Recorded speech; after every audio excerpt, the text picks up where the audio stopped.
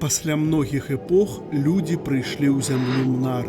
Цёмныя пастухі са сваімі кучаравымі статкамі, якія пабудавалі Траа і Ларнек і Кадатерон на звілістай рацэ Ай. І некаторыя плямёны, больш моцныя за астатніх, дайшлі да берага возера і заснавалі Сарнат у месцы, дзе ў зямлі знаходзілі каштоўныя металы. Недалёка ад шэрага горада Іб вандроўныя плямёны паклалі першыя камяні Сарната, і яны вельмі здзіўляліся істотам Іба.